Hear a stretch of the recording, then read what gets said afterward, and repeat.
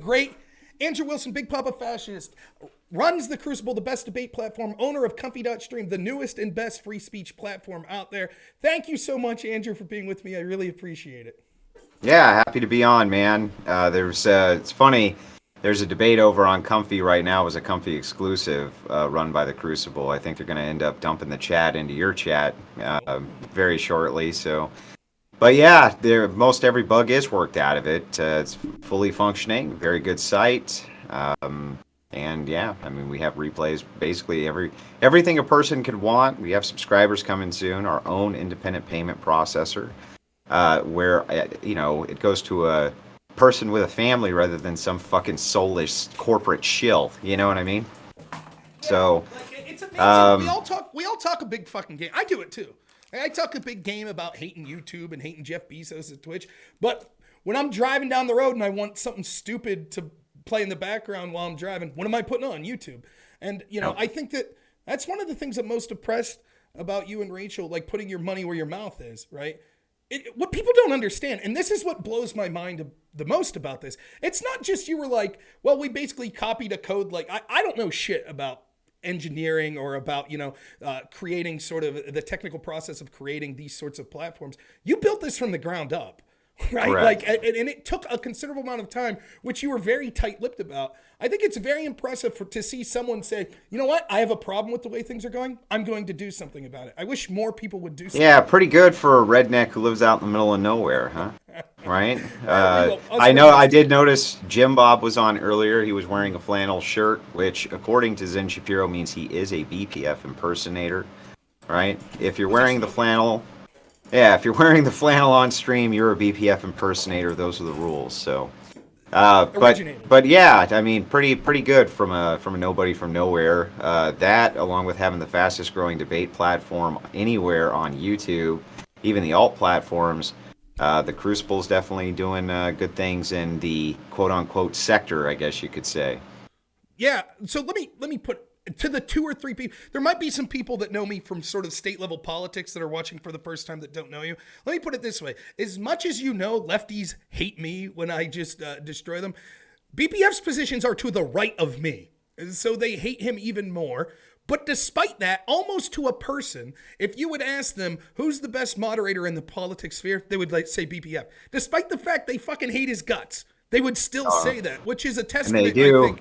They do hate my guts, right. but we do run about the finest and fairest debate platform around, and we get into extremely intense debates, and it's kind of new territory that we've dove into with the types of topics that we have, the types of foundational arguments we have. We get to the heart of issues very quickly, and we're talking about things that aren't really talked about anywhere else. They might be different than things that you might think of, but we're getting to the heart of a lot of significant societal problems right at their core. So if you want to, you can go to the Crucible on YouTube. You can subscribe. We always have massive debates. We have tons of large ones coming up, in fact. And you'll see Rob Noor on there debating from time to time as well, as he likes to do, and we like to have him there. Yeah, I got to say, thank you so much for helping out with the stream, and thank you for getting Jim Bob on. What an interesting guy. That was the first time I've ever interacted with him, and I thoroughly enjoyed it. I thought that it was a great conversation. Well, so there's a few people in this little arena who have my phone number, who I talk to and chat with, like you, for instance, a few other people, and who I just enjoy talking to, outside of any of this political YouTube bullshit. You know what I mean? Or I just like call them up and like, how are you? And how's your family? And how's life treating you? Well, Jim Bob is about as down-to-earth a guy as I've ever met in my life, right? He's the kind of guy that you just want to go have a beer with and chat and talk about maybe nothing or talk about everything. Like the way that guy's mind works, you can talk about the most in-depth philosophical thing you can think of, and he'll be right there with you. Or you can talk about why it's stupid that they don't sweep the streets of the fall leaves, right? And he'll be right there with you on that too. So he's one of those rare birds that you find in this arena that you can't kind of help but like. Well, and it's something that I'd say this about you, and hopefully people think this about me as well. And I wanted, if I had more time with Jim Bob, I was going to bring this up, right? So Jim Bob, he was sort of talking a little about sort of the idea of values, people that are judging things based on values versus people that are judging things based on sort of in the moment, like situation and things like that. I think one of the things that people would say about all three of us, in my limited interactions with Jim Bob, but I agree it seemed that case, is that we could discuss an insane breadth of issues, right? There might be people on a specific issue that know more about that specific issue than you. But if you had to call someone and be like, we need someone to talk about a random topic, you could call us. And the reason is because we have a worldview that's consistent. We might not always be right on the specifics. I might not be an expert on, for example, a foreign policy conflict in, Zimbabwe or something that I don't know about. But once I start to hear about it, I'm consistent and I have a worldview, regardless if you like it or not, that you'd be able to say, okay, that allows me to have opinions on this nature. I think the same's true of you and the same's true of Jim Bob. And that's so rare, particularly in these left-wing spaces or with some of the more nonsensical right-wingers, where it's just like, they need to know what their team tells them to say. So they can't really comment on an issue. Like, look, I was just talking to Dylan. I've heard Dylan say this several times when I debated him. He'd say, well, I wasn't ready to talk about this. That's fucking life, man. Of course. Like, what? You needed to study to know what your position is? You're advocating for an authoritarian policy like lockdowns. If I was going to say I'm advocating you shouldn't be allowed to leave your home, I'd damn sure have a reason why, right? I wouldn't be like, well, I have to think about it. I haven't really thought about it. And I think that's something unique that you see. I think you're very good. Even the people that I heard the great Brittany from Politically Provoked say about you one time. The one nice word she could say is, it is amazing the breadth of issues that Andrew could talk about. And she's right. Yes. Well, right. I think that you kind of stumbled on this, and you're right. Even though I don't necessarily agree with the analysis of how you get there, I do agree that you're correct about this. So I do think that most Christian conservatives do have a moral grounding in which they operate their lives in. But inside this particular space, to say the YouTube sphere, the Twitch sphere, these types of spheres, they're left-wing saturated. And they're left-wing saturated to the point of absolute absurdity. And what they like to bring on is a kicking boy, right? Let's get us a kicking boy. And we're going to bring that kicking boy on, right? And he's going to kick and scream and shout, and we're going to laugh at him, and we're going to dogpile him, and this and that. And between the lefties doing that along with their chats, just overwhelming a person, you'll start to see what would normally be very conservative type people begin to do soft changes on their issue positions. And before you know it, they start sounding like leftists themselves because they don't even think that they can be perceived in any kind of light that's good if they stick by their own moral convictions. And by the way, that's a tactic that has been used inside of these spaces. And when people don't conform to it, they get rid of them as fast as possible.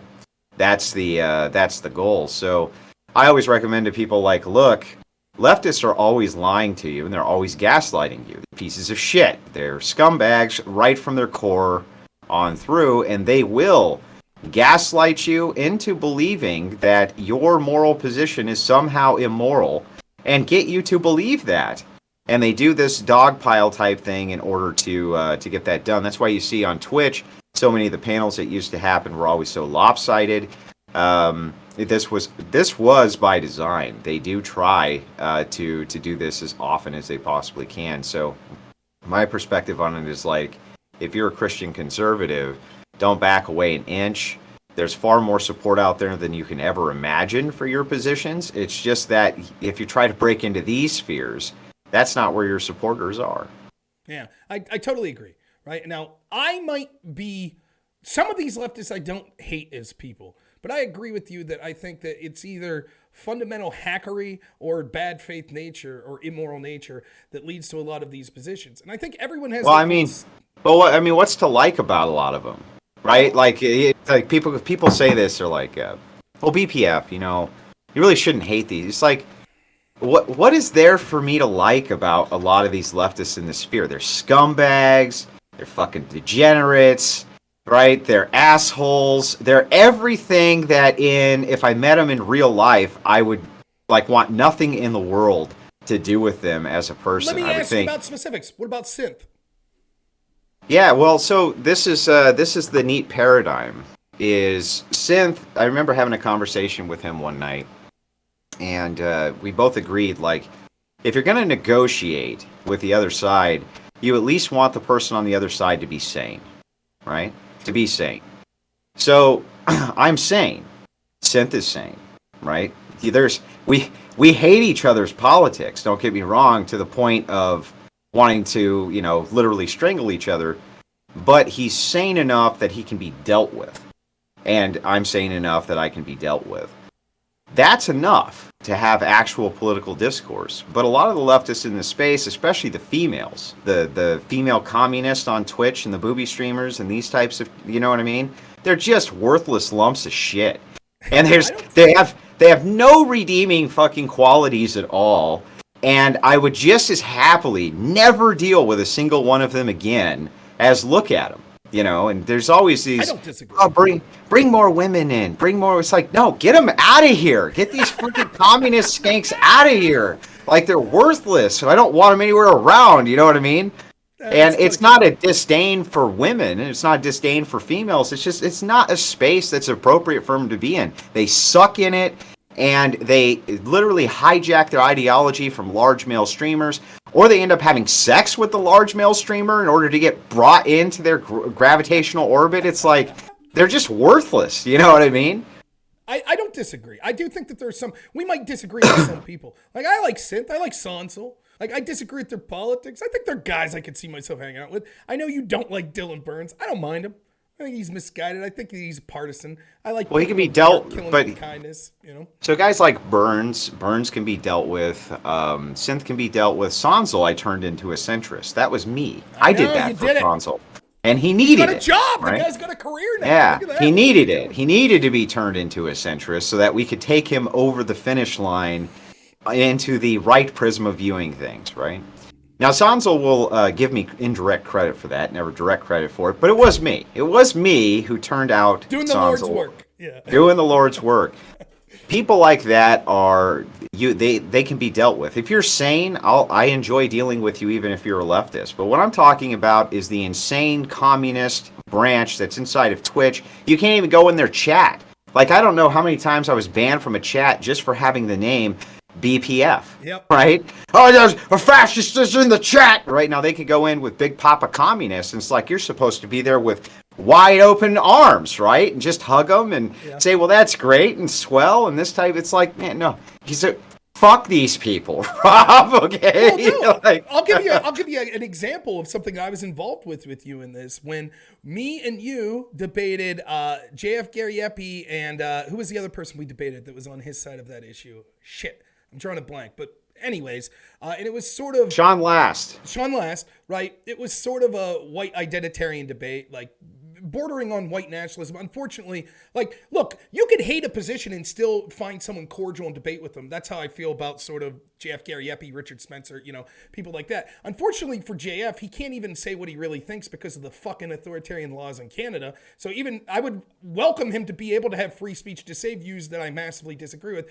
but instead you have to talk under this weird clouded fucking veil, which is shitty. But someone and everybody still knows what you're talking about. You know what I mean? That's the most fucked up part, is like, what we're talking about, but you just still won't let us talk about it. And that's why I made Comfy. I'm like, no, just talk about it. Say it. That's right. Though JF's case is more than just the platform; it's the fucking country itself. So he'll still have. But I get you. Like, you're absolutely. But you remember that debate, right?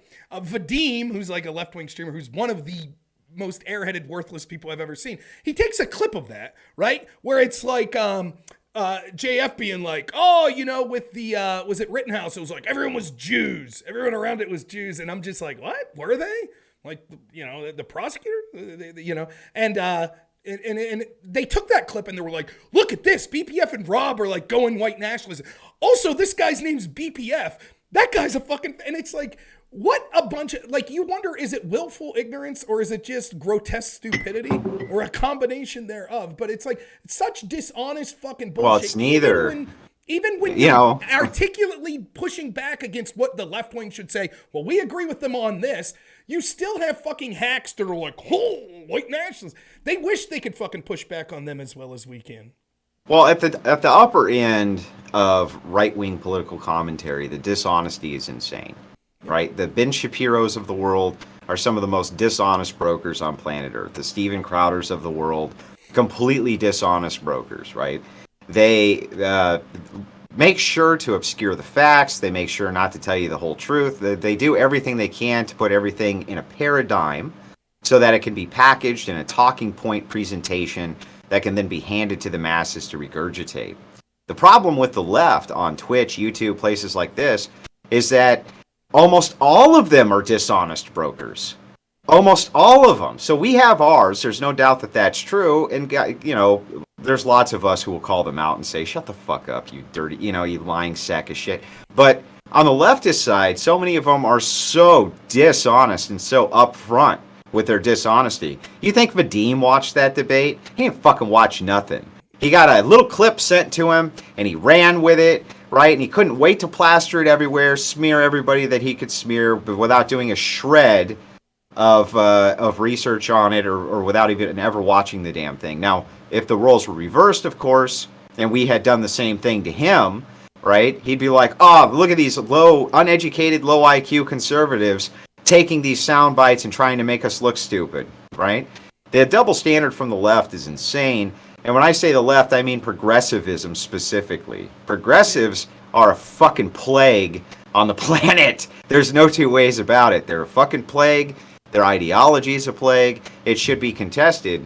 The Crucible is not run by somebody who's unbiased. It's run by somebody, though, who will give you an unbiased debate. And that ought to be enough. I don't hide my own political views, and I'm never going to. But what I will do is allow people to come on and have the best quality, high-quality debate they possibly can. And I can put my views away and shelve them for that. And I think that the reason that's so important is because I feel like when our worldview collides with theirs, ours wins, as long as it can be done in an honest way. So it's like, we don't need to cheat, we don't need to lie, we don't need to backstab. We can just have a fair space, and if they have to actually engage honestly and fairly, man, they have to bite a lot of bullets, don't they? Yeah, it's absolutely right. And, you know, I know that, listen, all of us we might have slightly different opinions on ideology and policy, but more in stark than that is everybody has different opinions or different ways that they do things stylistically or things that they enjoy. One of the things that I absolutely love, it's like candy to me. It's not like you could, you could watch a documentary on elephant seals and learn a lot about them, or on the Civil War or something like that. Or you could watch professional wrestling, just the pure in my veins enjoyment is watching you fucking mock these people that are eating themselves, even those on the right. Like, it's not something I partake in a lot, but my God, I know we'll talk about like sort of the Groypers and some of the stuff that's going on the right, but watching these fucking lefties eat each other is one of the most predictable yet entertaining things that you can imagine. Like, everybody knew it. We all fucking knew that it was bound to happen. Now the entire Twitch, the morons that fucking ate Destiny, now people are scrambling to get views on Twitch because they kicked off the one guy that at least at one point, I think he's fallen off, but at least at one point he was able to bring in some sort of political discussion, even if he was completely misguided and wrong on most of the issues. And so they drummed that fucking guy out. And now who they looking to? Keffels? Good luck with that shit. I just find it hilarious watching them, now we're grifting off of, I'm not going to go into specifics. I haven't followed it that much, but it's like, send me money because this thing happened to me. Oh, yay, $100,000. Thanks a lot. Socialism, yay. It's just like, holy fuck. Watching them eat themselves is hilarious to me. Well, the Destiny phenomenon on Twitch is especially rewarding to most right-wingers because Destiny did single-handedly create his own ship. It was his own ship with his own crew, his own everything. And he brought in an entirely new paradigm into online discourse where he could mix entertainment and debates and political commentary and do it all as a single package. And he built that brand over a long period of time, and he gravitated a lot of people over. And kind of his own in-house policy was he didn't care that much about your size. He would bring you on anyway if you had something interesting to say. That really helped spread his message out as well. Of course, he had guys like Sargon of Akkad. They kind of did something of a similar thing, but he was more into commentary specifically, whereas Destiny did the entire package. But nothing has been more amazing, like you said, than to watch when the person who built the ship, crewed it, and was the captain had a complete and total mutiny. They threw him overboard, set the entire ship on fire, and now they're floating in the life raft fucking eating each other, right? Because they're out of food. They're in the life raft, totally devouring one another with a fork and a knife, and the people who already made it to shore on the conservative side are going, ha ha, fucker! That's exactly what you get, and you fucking deserve it.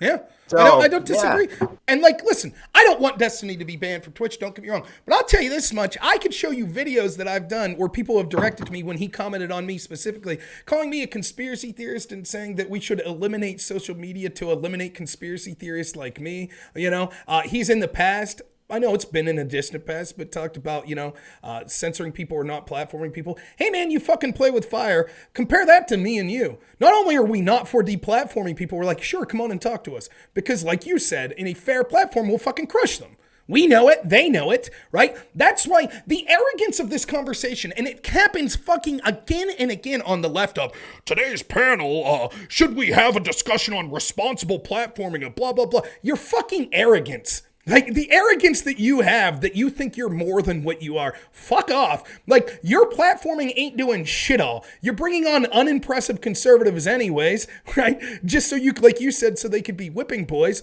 And the idea that, like, oh, my channel's so meaningful with the 300 progressives that live in their grandparents' basement that watch me, am I responsibly platforming this? Oh, fuck yourself. Like, everyone thinks they're so much more important. You can say what you want about me. If anything, I'm humble. I don't think that I have much importance at all, other than when I go out on these platforms and the issues collide, I'll crush them.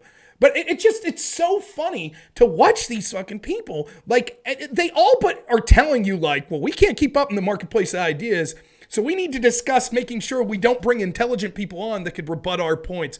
I know, we'll call them Nazis and transphobes. That'll do it. It's so ridiculous. Well, we have double the hill to climb too, and we have twice the barriers that they do. So the first barrier is we can't really say a lot of the things that we think out loud on these platforms, or else you won't be allowed on these platforms, right? So that's barrier one. But barrier two is that if a progressive does invite you to come on to one of their panels, debates, something like this, you have the second issue, which is that you can only debate with them inside the confines of their worldview, or they'll say that you're bad faith. So if you ask them for justifications for their worldview so that you have some paradigm from which to argue, right? Well, the debate's not about that. Well, what's it about? It's about you having to adopt our worldview and argue inside of it. So, okay. So we'll start the debate off with, I have to censor 99% of my actual views. And then after I censor those views, we'll move into step two, which is I have to adopt your worldview. And then we'll move on to step three, which is that I have to destroy you within your own worldview without actually being able to say the things that I want. Okay, I'll do all of those things. And then you do it, and they still get upset. Still bitch, still whine, still complain, right? And it's like, fuck you. You know, fuck you people. Like, you wanted great right-wing debaters. You said that there weren't any. They weren't sending their best. It's like, well, we're here, fuckers. Where are you? You're hiding in your caves. You're hiding anywhere you can hide to duck it. But more and more and more, they're gravitating into the Crucible so that they can engage the right in a fair way. A lot of them actually do think that their value structures, when compared to ours, are better. And they will take that on. And those are the people that we ruthlessly hunt down because they're great. They're great at doing that. They're great at representing their side. Yeah, and it's something that, like, the truth is, many of these lefties, they're not impressive people that are on these platforms anyways. There are fuckers that regurgitation machines, dude. That's right. But there are people that engage in this sort of behavior that sort of are impressive people in some sense. Let me give you an example. Eric Holder. Now, Eric Holder was an intelligent man, former attorney general, right? Eric Holder once said, this country's too cowardly to have a conversation in race.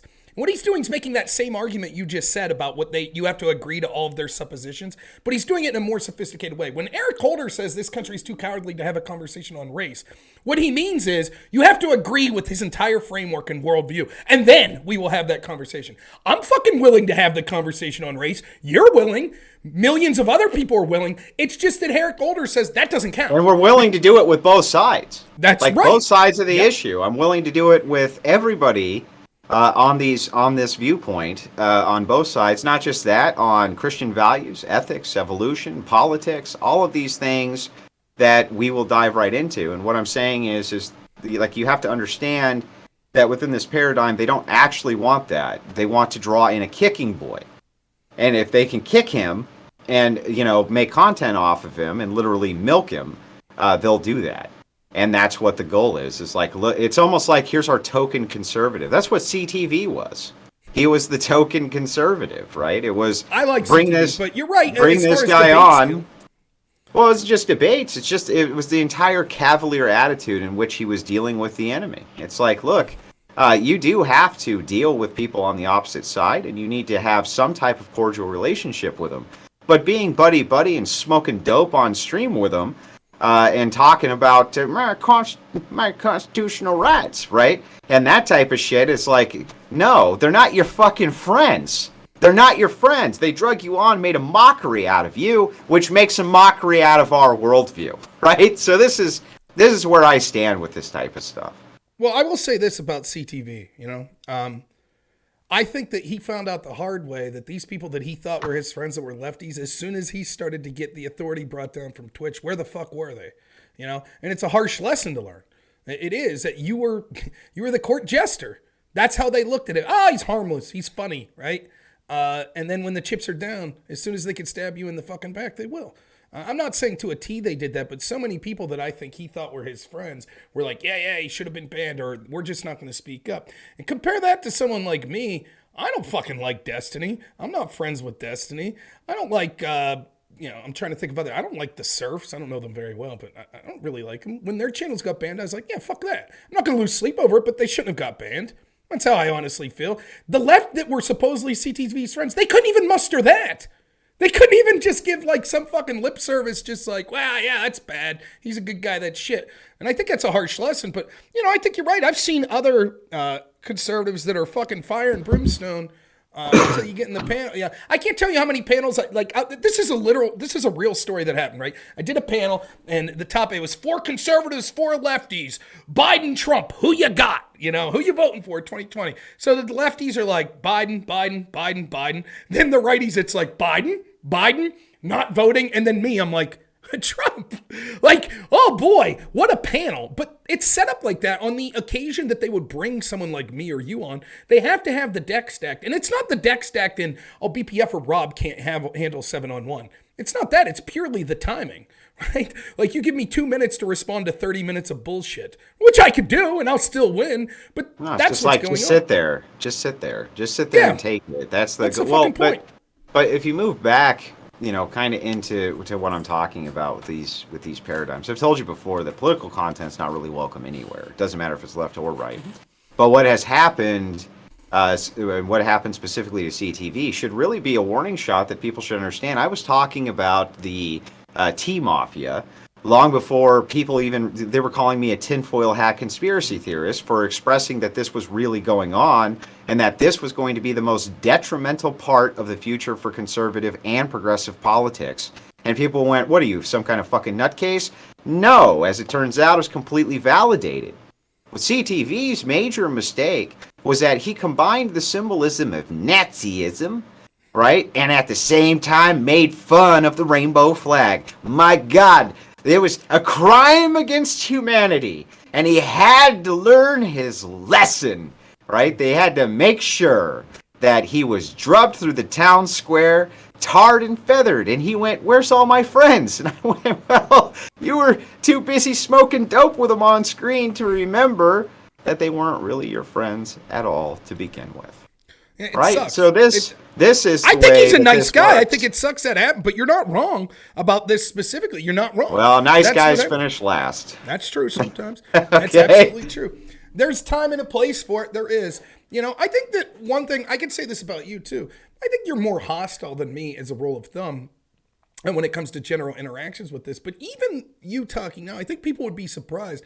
I think that both of us are measured in our tone that's sort of reciprocal to the people we're interacting with. So we could debate someone that we massively disagree with. Again, it doesn't have to be on the left. It could be on the right. It could be like a JF Gary Epi. You watch that debate. We're not name calling. We're not right. We don't agree with the position, and we might hate the position, but we're able to have a cordial relationship and deal back. You don't have to just come in and be like, fuck you. Like, that's not what we're talking about. But what we're talking about is sort of this mentality where it's like, well, I'm going to wilt on my positions because, I want to be seen as likable, or I want this group of people. And I think it's a mistake. I'm going to tell you, like, this might be controversial, but I'll tell you one of the reasons I think it is. I think people are so desperate for viewership and clicks that some of these people that fancy themselves right-wingers that don't have a strong ideological backing, they go on these places and they say, well, if I just get chummy with them, these people will watch my show, right? That's what'll happen. I'll get Dylan Burns' audience when he's done streaming to watch my show. I'll get Destiny's audience to watch my show. That shit ain't happening. One, you're dumb to think that way anyways, but second, it's not going to bear out for you. It's just not. And so, like, we talk about this all the time. Selling out is bad, but what amazed me, and I know you've said this, is how little people sell out for. Like, you can see someone selling out where it's like, well, you went from a 40 viewer Andy to all of a sudden you got 10,000 people watching you. But people are selling out from going from 40 viewers to 42. It's like, hope it was worth it, Well, so you hit on something that's very key there, which is the Faustian deal. That is not just internet politics, but politics in general. How much people will sell out for so little. When they make, I would think if you were going to sell your soul, you would at least try to get the best price you can for it, right? But they seem so desperate that they'll take whatever crumbs these people will give them. And the thing that's so funny is when they sell out to these leftists in order to get their viewership and the crumbs off of their table, they end up with neither their backbone, their politics intact, nor do they actually end up with any of the crumbs either, right? It reminds me of an old joke, right? It's a very quick joke. I'll tell it real quick. This guy, he has a hump on his back, and he goes out in the middle of the forest, and he's praying really hard that, he just wants this hump to go away. His life is miserable. And the devil comes out, and he says, "What's wrong?" And he says, this hump is terrible, I just want to get rid of it. And the devil says, "Oh," snaps his fingers and the hump is gone. This guy says, "Oh my God, this is great." He's talking to a friend of his in a bar later that night. His friend has a club foot. And he says, "Man, if you go out, you can make a deal with the devil in the forest, just like I did." And he took care of this hump. The guy says, "Wow, that's great. I'm going to do that." So he goes out to the forest. And he has his club foot, and he prays real hard, and the devil appears. And the devil says, "What's wrong?" And he says, "Oh, I got this club foot. It's terrible. It makes my life awful." And the devil says, "Well, how about this hump?" Right? How about this hump? Yeah, so that's great. And this is the way that politics works online, and it is one of the messages of the Groypers that's true, is that you have to be a dissident. And all a dissident really is somebody who moves away from the normal right-left paradigms, not into any type of third position even, but only into a position of sanity. And that's what's missing from most of these spaces. It's like Comfy.stream's entire slogan is just be sane. We'll allow almost anybody on if they're sane. The problem is that actually reduces our pool so low, there's very few people to draw from. Well, I think that think of what it takes to willfully do what we're doing and not be a fucking psychopath. Like, be honest about it. Like, there is this drive. Take politics out of it. Just take streamer in general. Of course, there are low-level streamers as a hobby that's just like, I like playing video games and I don't mind people watching. I'm not saying those people are insane, but the type of people that want to put so much of their personal self out there, like on camera, that want to opine on issues, many times issues that they just don't know much about.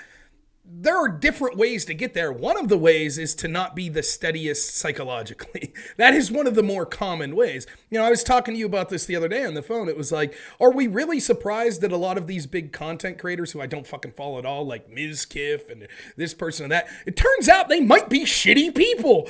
They might have got up to shitty things when they were meeting people in real life and in public. No, you mean people that, do this shit? Ethan Klein from H383, he might be a shitty person. No, I'm shocked. I'm shocked to hear this, right?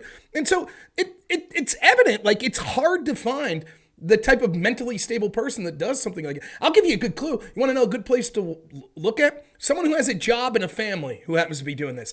There's a good pool of people that might be sane, right? Someone who doesn't have a job and doesn't have a family, probably if they're doing this, it's going to be an uphill battle to find sane opinions from them.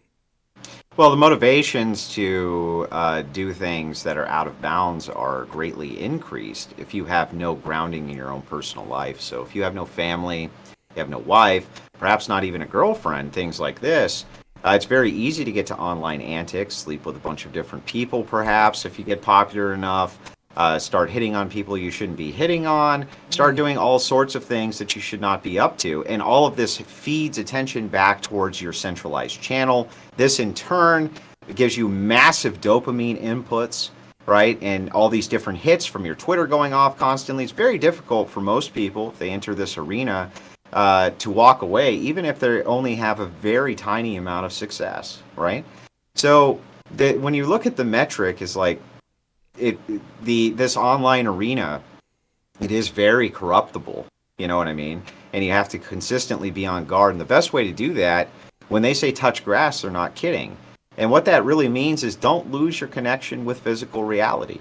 Remember what this is. Remember that if you're not talking to these people on the back end, you don't have their phone number, you guys aren't helping each other out in real life, you're not showing up to each other's barbecues and things like that, or making plans to do so, their online content creators are not your fucking friends. And don't enter yourself into a parasocial relationship with them, or you're going to find out real quick that it's not what you thought it was. You know what I mean? Don't lose that connection to material reality.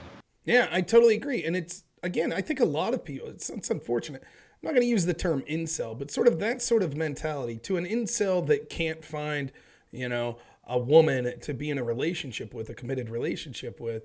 Imagine in a non-sexual or romantic relationship, you're just talking about friendship relationship. I think a lot of people in these spaces, you're right, aren't touching grass, or they just don't have the social ability to get out there and communicate and associate with people in the real world. So they end up here, and it's like, well, we're trying to build this sort of network that traditionally people in our, like people that work with their hands and have real jobs and shit, it's like you go to work all day and it's like, hey, I'm meeting people. Want to go out to the bar afterwards for a beer? Yeah. Oh, you and your wife want to come over for dinner? Like that's how traditional, like normal people fucking interact, and these people don't have that. So they end up with these fascinating and they've never right. had it.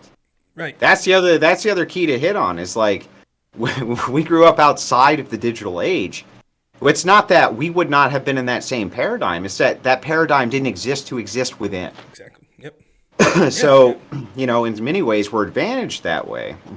We can tell the difference between the sane and the insane because we've been forced to engage with material reality, objective reality, and then we've had to deal with the consequences of both of those things. The online world is still very much the Wild West. In many ways, you can be completely anonymous and live consequence-free on the internet and live vicariously through these different creators and develop this parasocial relationship. I can see where it would be very appealing for a person to do so. It's an escape hatch just like a video game would be, or just like any number of addictive personality disorders would be, moving into these parasocial relationships. And when you are born into that, right, I think that it would be very difficult to walk away from it. Yeah, I totally agree. And one of the things, and make no mistake about it, this isn't unique to the left. One of the people that you've been in a feud with quite often is the Groypers, and Nick Fuentes, sort of America First. And I think you've articulated this, that it's basically a cult. And Nick's a talented guy in that he's charismatic, and he hit on a vein of some truth, that there are disaffected young people that feel that the system fucked them up. Right. And the problem is, right, that's why I don't harshly judge a lot of these groupers. There's difference, right? There's some that ought to know better because they're adults of our age that are exploiting fucking kids. And then there's people like I was into, the Dead Kennedys and fucking Slayer, when I was in high school and I was going to metal shows and, I was partying my ass off and things like that. I went through a phase, right? Don't get me wrong. So I get it. I get where a lot of these young people are coming from, but it's, the people you blame are the people at the top of that hierarchy that are basically running a cult that know better. And it's sad to see people being fucking taken advantage of that are going to regret this shit because the internet's forever. And somewhere 10 years down the road, This is the same thing that your father would have said about hippies, right? Yeah. So the dissident right wing has become the new counterculture movement. dressing stylish and appropriately, looking your best, presenting yourself in the most optical way possible, doing all of these different types of self-manicuring and things like this, working out, has all bled into a mixture of both the online manosphere and then into dissident right-wing politics, and they've been combined into the same type of kind of counterculture, counter-revolutionary movement. But it was no different, really, than the 1960s hippies, the 1970s feminism waves, into the 1980s multiculturalism craze, into the 1990s punk rock, alternative music style, grunge scene, right? They're all kind of cut from the same cloth. They always blame former generations for the current problems, but still look to the older generations for the results. So they say, well, the boomers are responsible for this. We need to go back to being like the greatest generation, right? It's like, look to the old generation for both guidance and look to the old generation to blame. There's nothing new under the sun. And by the way, the rise of communism is exactly the same way, looking once again to the older generations for guidance, while at the same time blaming the older generations for the current status quo. And it's like, look, I understand why you're upset. I get why you're so angry, but one of the big things that you're going to have to contend with in dissident politics is that you have got to find a balance for the sane. That's what people do in the end up responding to. Your whole life's goal, if you had one life goal to make, should just be not to join the throngs of insanity, because it's very difficult to do. Yeah, it definitely is. And like, you said something interesting. We were talking sort of about the Groyper movement and sort of the horseshoe theory and the parallels you see with a lot of these behaviors on the left. One of the most interesting things I've heard anyone talk about this was this sort of idea of going along with this sort of idea of rebelling and being counterculture, right? And now there's a movement of some of these right-wingers that's like, it's cool to fucking be an incel. It's cool to like shirk masculinity. And you're like, motherfucker, they're cutting their dicks off. That's what the left's doing, right? Like, you ain't going to you can't out edgelord the left. And so this is one of the things I'm talking about with sanity, is like, you might think that it's a very edgy and angsty message to say, we absolutely demand that we be able to say the N-word on different platforms, right? We demand that you allow us to say, or question, the events in history that led to millions of deaths, let's say, right? We demand that you do these things, and it is edgy, and it does bring eyeballs to you, but you can't out edgelord men who are cutting off their penises, talking them inside out, and letting men fuck the hole. You can't out edgelord that. It's not a battle that you can win on the edgelord front, okay? So, like, you gotta bring some sanity back. You're not going to be able to outdo that. And by the way, why would you want to? Like, why would you want to try to outdo that? I couldn't imagine how that could even be outdone, but I guarantee you it'll be outdone by the left and not by the right. Yeah, and I couldn't agree more. That's not to say, again, I think we both agree that there is historically something to speaking to the disaffected youth, right? And there are patterns that you could see throughout history. It's weird, there's stylistic changes in the age of the internet and thing, but that sort of mentality has existed. And that's not necessarily a bad thing, right? But the question is, what do you do with it, right? And like, what's the utility of, like, you could be counterculture and use it for utility and actually use it to be a positive thing. But what I see is when you just say, well, I'm going to be edgy, which is what I see with a lot of like these Groypers. My first interacting with them, I think you remember this, you warned me about them. I didn't know them for shit. And they were ganging up on Stardust and just racial slur, like 4 of them. So I went in and was like, look, I'm not offended as much as the only thing I'm offended about is how fucking unfunny you are, right? And like, if you think that you're representing some political position, you're not. People will run from you because you're just being edgy for the sake of being edgy, and it's fucking cringe. It's just, it sucks. It just sucks. What you're doing sucks. It's not funny. It's not edgy. There are people that are edgier than you, like you said, and I think that Well, it's also, you have to remember that this is a joke wrapped within a joke, right? This is a serious political movement that doesn't take itself seriously, and that's the serious part, right? So they always try to wrap things inside of wrapping things inside of irony as a mask for them to try to attack the perceived enemies that they decide that they have on a given day. one of the most interesting parts of this dissident movement is that they follow figureheads that seem to be diametrically opposed to their own worldview, and yet will say and justify it by saying, look, we use irony and we don't care as long as our message is getting put up front. We'll sacrifice morality for it because only the political victory matters. That is the definiendum of a Faustian deal. Compromising all of your value structures for victory is not victory. Right. Okay, it's not victory. All you have done is become the thing that you fought against. And this is the problem with modern dissident politics, and why I think that these organizations are on the decline, will continue to decline until there is no organization left. People will move on to the next thing. They'll move on to the next Andrew Tate, the next faux messiah that comes along, who gives some type of strongman element for society bad. We need to move the goalpost back to something less bad. That seems to be the rallying cry now. But these paradigms eventually have to fall apart necessarily because they can't sustain themselves forever. Yeah, and I don't disagree. I think that it's unfortunate how people fall into this trap, right? And realize like they're basically the monsters that they ate, you know.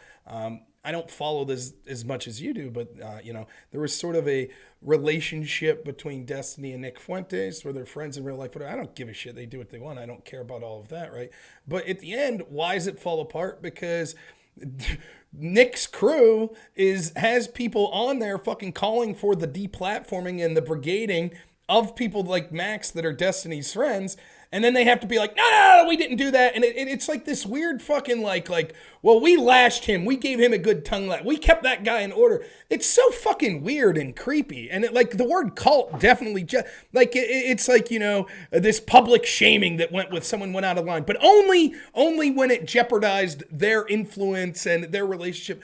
The whole thing is so fucking unnerving and creepy. It's just like, God well, it damn. is. And then you touched on something that's really important there, which is that depending on which streamer you see on which day talking about that incident, some of them will say that it was a stroke of genius on the part of the Groypers to do this mass reporting and then decide to distance themselves from it and make it look like Destiny was running away from Nick. Or you'll tune in and they'll be saying, no, what really happened here is that Big Tech shouldn't have done that. And Destiny had justification to walk away from Nick, right? Depends on who you're asking, and it depends mostly on who the person is that has the clout that they're trying to impress. If they think that person will like and receive one of those messages better than the other, they'll use them interchangeably, right? Again, this is not something that people easily forget. They don't easily walk away from it, and people have long memories on the internet. It's hard to bullshit your way through for too long.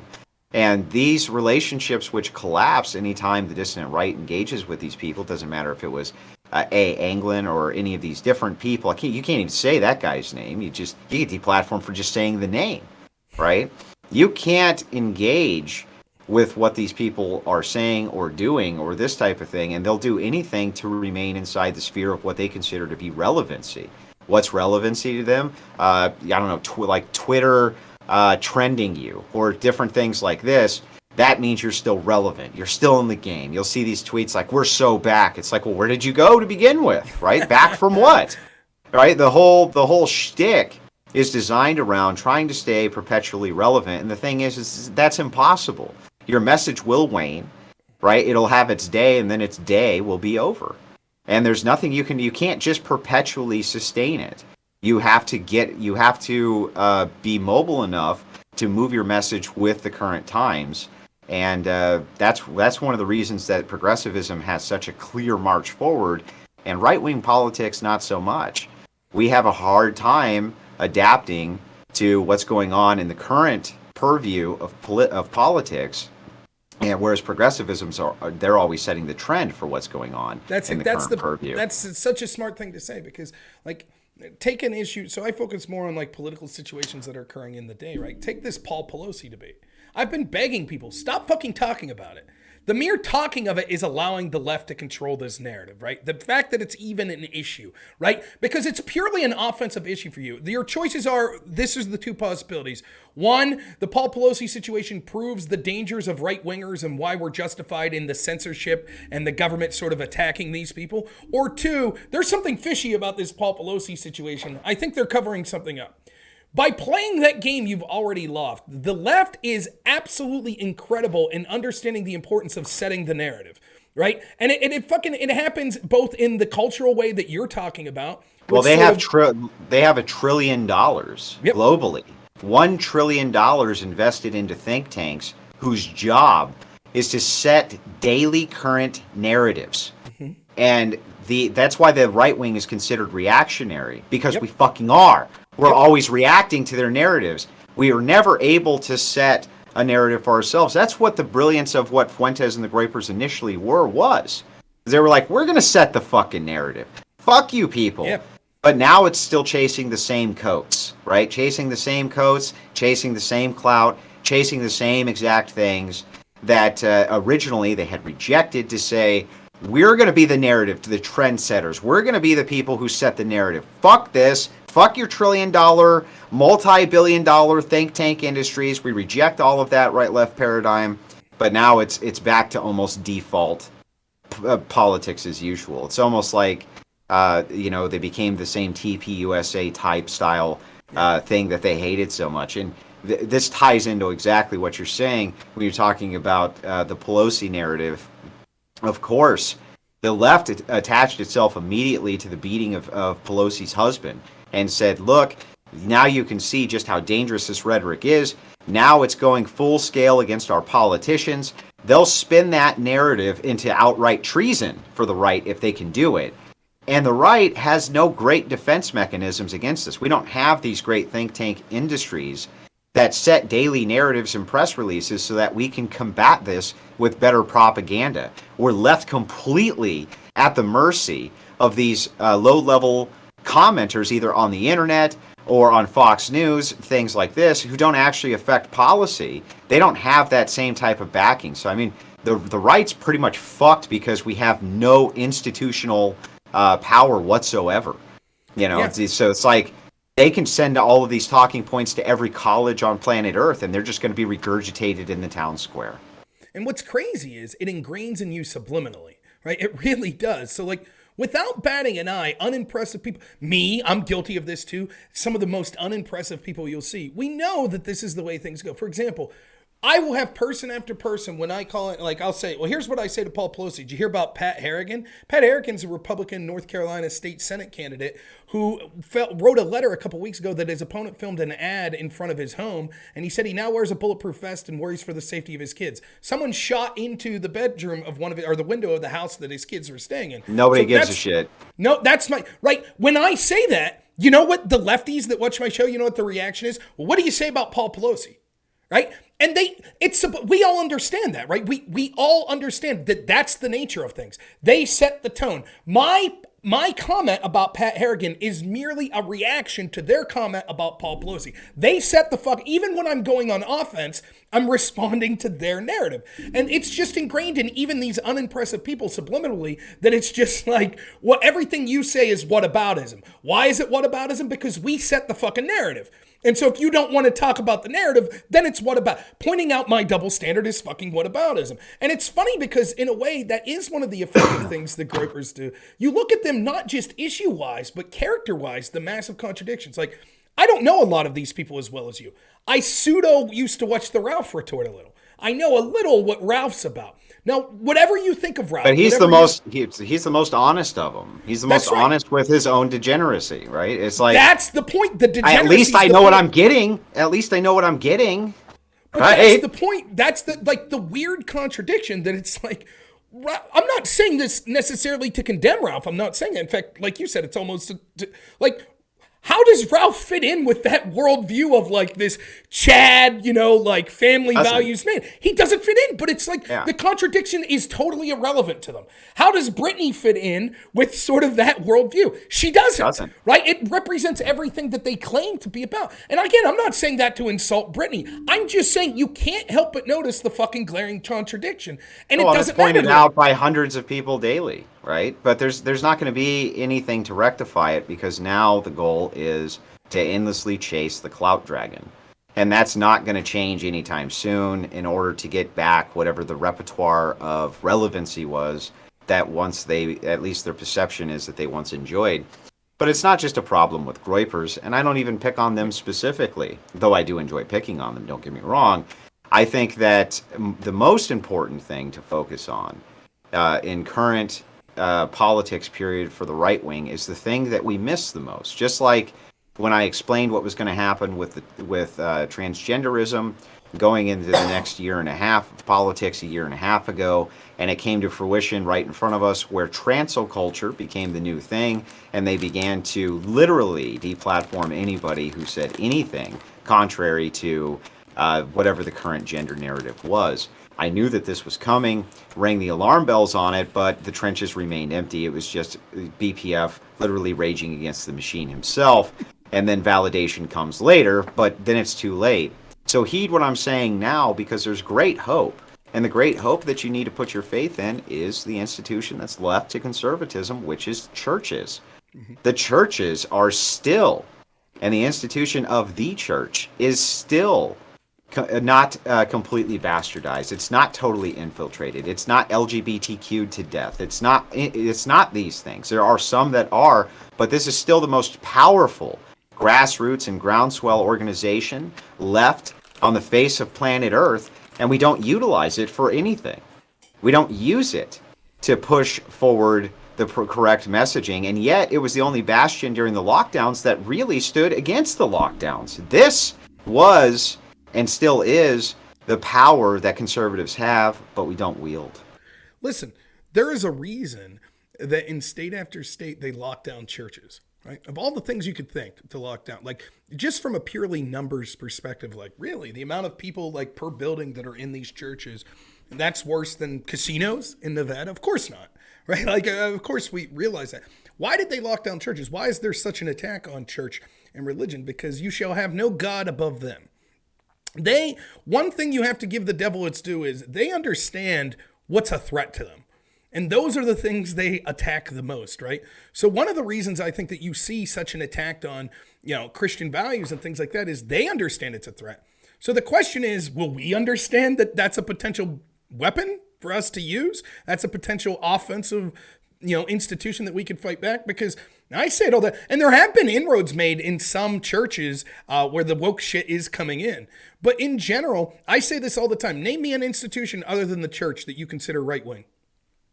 I can't think of one of a major institution. Not corporate America, not social media, not the tech companies, not academia, not the entertainment industry, not politics. Like, where is it? And we're talking, this isn't a fringe movement. Like, even if you'd say, what's the best they could argue? Like, well, that's only 40% of the population. 40% of the population with not one institution that has their backing, save some sections of the church. Like, there needs to be a pushback, and people don't like it when I say that. We might have disagreements on exactly what to do, but I think here's something we agree. There's no fucking easy fix. It's not like, well, Trump won 2024. It's all done now. Like, it's going to take decades. But you also have to remember there's another reason that maybe you don't think about, that a lot of people don't think about, for why churches were the first target of the lockdowns. And this is because Christianity, contrary to popular belief, is a protected religious class. It is a protected class. It's just as protected as race. It's just as protected as sex. It's just as protected as these things. It is a protected class. So one of the things that people who speak out from a religious standpoint against actual government authority, they have a layer of protection that other people don't enjoy, who are acting as self-actors, meaning they're not using the power of the religious institution and the religious institutional backing to say, this is against our religion, therefore it's against the First Amendment. One of the reasons that they want to shut these places down so badly is because it takes away the protection of the class, right? We can actually utilize that same weapon that the left uses against us back against them. Yeah, it's very, one of the things I wanted to ask you is, when you delve into these sort of situations with the Groypers or with the insane lefties, do you do so purely because it's absolute entertainment to you? Or do you have a higher point that you're not just talking to your audience, but also talking to people that might be within there, where you're trying to make a point to them? I'm not going to judge either way. If it's just for, shits and grins, that's fine too. But I always wondered, what are you getting out of it when you wade into that? Is it purely entertainment, or do you think that there's like more to it than that? Well, try to understand that the fight with the Groypers never should actually have happened. I was perfectly content letting them go do their own thing, mind their own business, and I mind my own business, which was an optimal relationship. Doesn't matter if I agree or disagree with them. What could have happened is a divergence where we never crossed each other's threshold. The problem is they won't let you do that. The Groypers don't just let you say what you want to say without coming in and saying, no, you need to do this, you need to do that, or we'll deplatform you, or we'll do this to you, or we'll do that to you, right? Once the death threats started coming in, and once the rape threats started coming in, that's when there was a call to action, and I started opposing these people much more publicly. But still to this day, right, if they would knock that shit off, I'd still go my own way and let them go theirs. You know what I mean? There's no sense in me continuously punching right, though there is some sense in it to a degree. And I'm never going to say that I'll never speak about something that Groypers do again, because they do a lot of stupid shit. But there should not be this type of conflict that happens endlessly and nonstop. It's not particularly productive. Now, that said, it's really fucking fun to laugh at these people, okay? Like, it's beyond fun to make fun of Beardson Beardley and a bunch of these different clowns, right? And I enjoy doing that, and probably will continue to enjoy doing that in the future.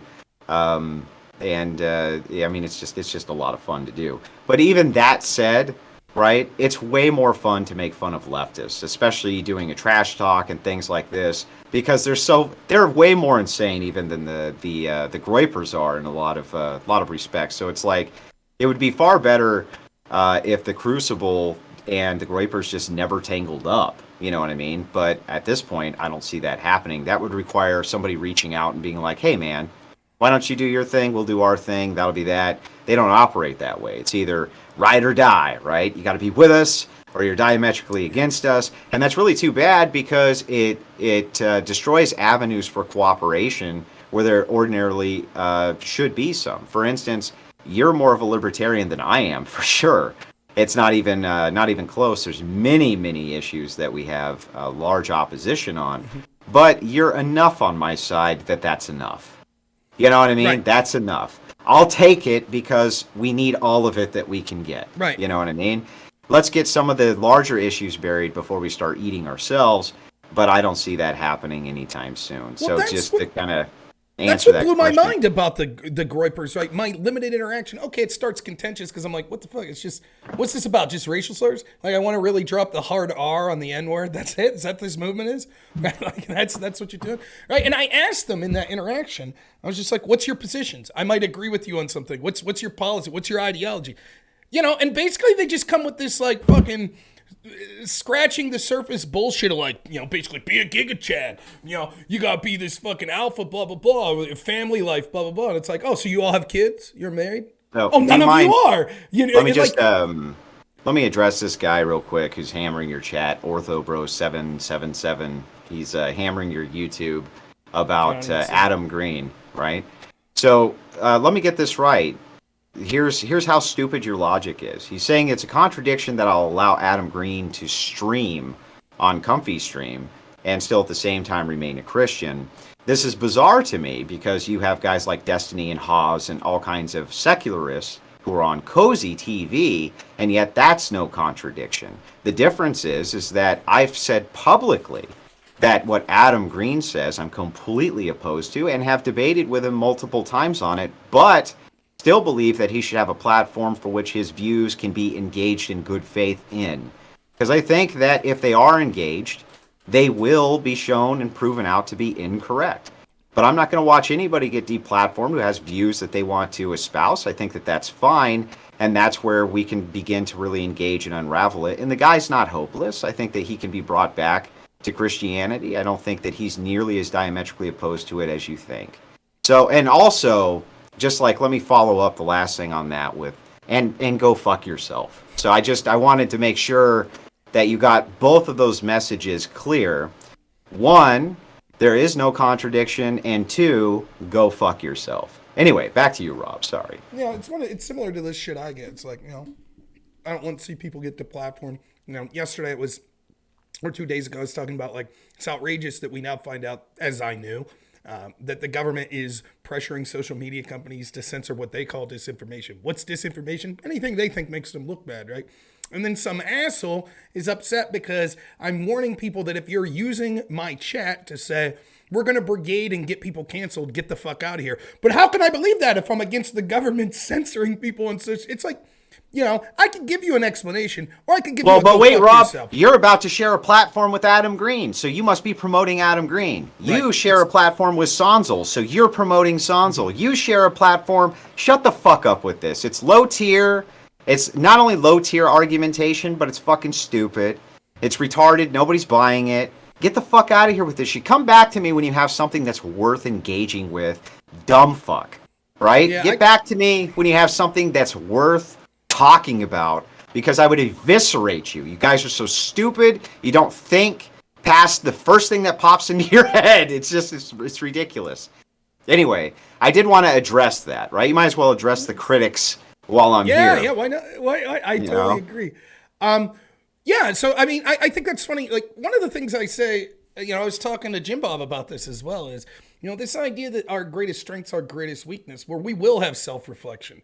We will listen to someone criticize and say, we think that this doesn't jive with your worldview. We think that what you did here, or here's something that you support. Like, let's, for example, say if you said, BPF, you know, coming from sort of my orthodoxy Christian view, the candidate I'm supporting is X. And then if someone came out and said, but what about this that your candidate supported? You might say, yeah, that's wrong. I agree, but here's why I'm still defending him, or maybe I've changed my mind or whatever.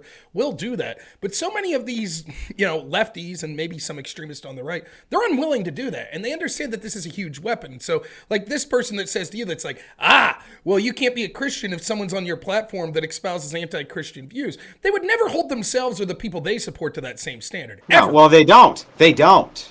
They'll make excuses for him, in fact. Remember, 3 weeks ago, Destiny and Nick Fuentes were besties. They were best friends. Right? And that was fine because Destiny's based. Like, shut the fuck up, dude. He's a coomer who lets other people come on his wife. Like, shut the fuck up, dude. Okay? You got nothing. He's a coomer who lets other dudes jizz on his wife, man. And you're like, oh, he's based. Like, get the fuck out of here, you fucking loser. You fucking twit. You dumb fuck. You know what I mean? BPF, would you say that to Destiny's face? Yes, I would say that to Destiny's face. And he'd be like, yeah, so I don't care. I'm a coomer. Right? I don't care. I'm a coomer. That's what he would say. Like, you guys, you got no understanding about the greater politics that happens within this sphere, about the different ways and archetypes of the different types of people that you're talking to. And it's the same thing with Rob. Rob will say that shit. He said shit like that to these fucking people. You know what I mean? We can share a platform. We can all be fucking adults and share a platform, and at the same time disagree with each other and still share the fucking... Isn't that amazing?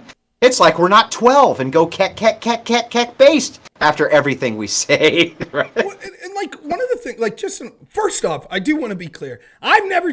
I don't know about Destiny's relationship. I don't give a fuck, right? But one of the things that's funny, like, in that sort of, like, you know, this... When they came at me and they're like, you know, you're out of shape. That's bad. It's like, who'd you vote for? Donald Trump. Peak shape, right? Peak shape. Traditional marriage is a good thing. Also a coomer. Also right? a coomer. Donald Trump Trump's a fucking coomer. Sorry, he is. Trump cheated on his wife. I don't respect that, right? And so if you're this Giga Chad, like, you know, like it's amazing the selective morality that people have. You can engage in people and not sanction all of their beliefs or their lifestyle or thing. It's absolutely possible, right? And it would be a very boring and necessary platform. Right. What the fuck would it be? Right. First off, you know this. Even people within your religious value system, you'll have disagreements on. Right. So imagine how boring and how, like, repetitive it would be if you're just like, I'll only interact with people that totally agree with me. I'll only put people on my platform that I built with my money that totally agree with me. Okay, that's going to be me and my wife. And she probably doesn't totally agree with it. That's it. She doesn't. That'd be the whole. She doesn't. In fact, we have many political disagreements. Right. That's what makes her a great debater. Right. Right. But at the end of the day, what we can break down and we can understand from this is, like, one, it's true. It is my platform, and the truth is that they're mad. They're mad existentially. that they understand that this can be opened up in a way that Cozy could not, because I don't have to perceive the threat that there'll be a hostile takeover that'll hijack my movement if I bring somebody on who's bigger than I am, not just physically, which is everybody in Nick Fuentes' case, but also size-wise in audience. So it's like, you can cope all you want. You can get as angry as you want. Anytime I do a show on Comfy, there's hundreds and hundreds of people who go through, right? You see that this type of backlash. It's seething anger, right? It's anger that more large personalities are coming on. They don't know what the fuck to do with it. But the thing is, it's like, still to this day, I always say, you can just go your way, stop with the bullshit, and I'll go mine. But are they going to do it? No. So here we are. One of the things I always appreciated about you was, even from our first interactions, the first 2 times we talked, we were debating each other on issues, and it was evident to me as soon as we started like getting into the substance of debate, if I said something or asked you a question and you understood that question would kind of harm your position in some way, you still admit it, right? Mm-hmm. It's incredibly frustrating when you'll good debate faith. People and, they'll right, and I'll be talking to Pisco later. Pisco's, you'll ask a simple question like, hey, someone who's concerned about the rule of law, do you think the FBI should verify evidence? Let me reframe what you really mean by that. I'll talk for 8 minutes and not answer the question. It's like, just say yes or no and then expound upon it.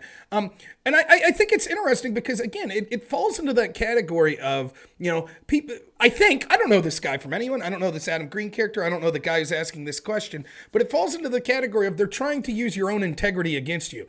Well, it's your platform, but shouldn't you be held to these standards, blah, blah, blah. And I do think that, it sounds like people might think I'm joking. I honestly think that you could give a well thought out answer as to why you do it. But the answer is go fuck yourself. Yeah. Like, that's when people say, why did you ban that person? Because I felt like it, fuck off, next. Like, that's it. That's my response from now on to this shit, because I'm tired of listening to people that are going to use this double standard as a weakness to me. I don't give a shit. If you came to me with that sort of criticism, I trust you enough to be like, this is a criticism coming from good faith that's worth listening to.